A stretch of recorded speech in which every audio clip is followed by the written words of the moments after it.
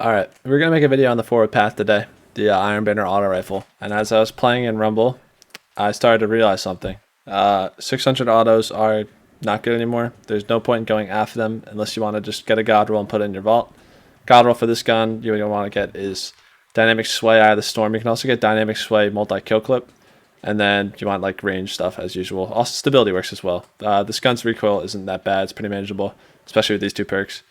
So really what you actually want is more damage. So multi-kill clip might be better. And the reason you want more damage is because they just nerf these things to the ground. Like the 600 Rs were very strong last season. Partially due just because hand cannons kind of blew. They had no range. So 600 Rs were dominating at like medium range engagements that hand cannons just could not compete in. But they decided to buff hand cannons and then slap the crap out of these autos. They just looked at 600 autos and just slapped them across the face.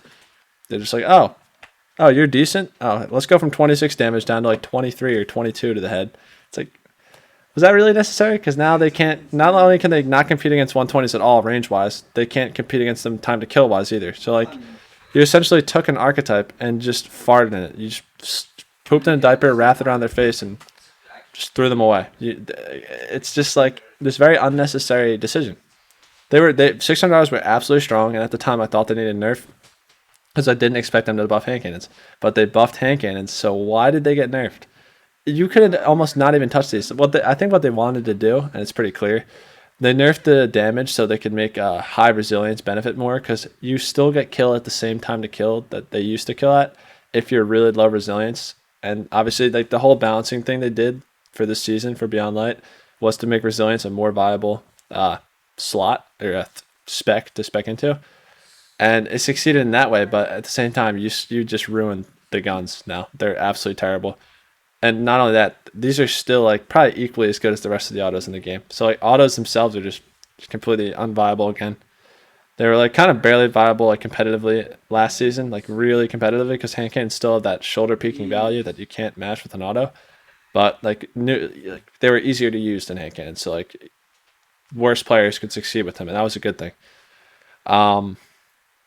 Yeah, now it's like they're not even viable anymore. Now you have to use 120s, which I'm okay with the 120 meta. I actually really enjoy it. It's just a shame that like there's a little bit less variety in the game where there totally could have been.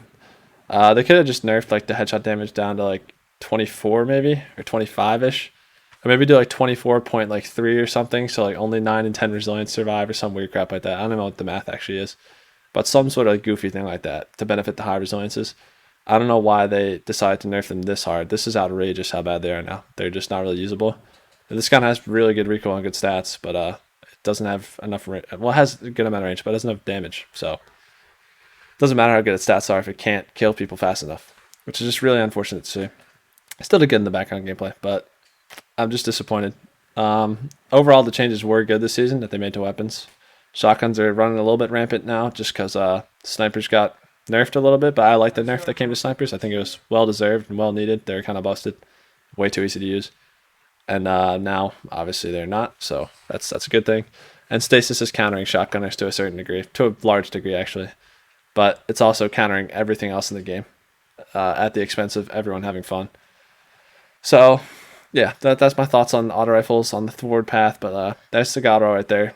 This is like a perfect roll. If you want something, you want this. And you can just put this in your vault and I guess pray that they get buffed one day or the hand cannons get nerfed again. But I don't want hand cannons to get nerfed. I really enjoy using them. So I just like to see them return, or 600 autos return to their normal state and perhaps buff the other archetypes of autos. I think pulse rifles are super underrated right now, and they're by no means bad.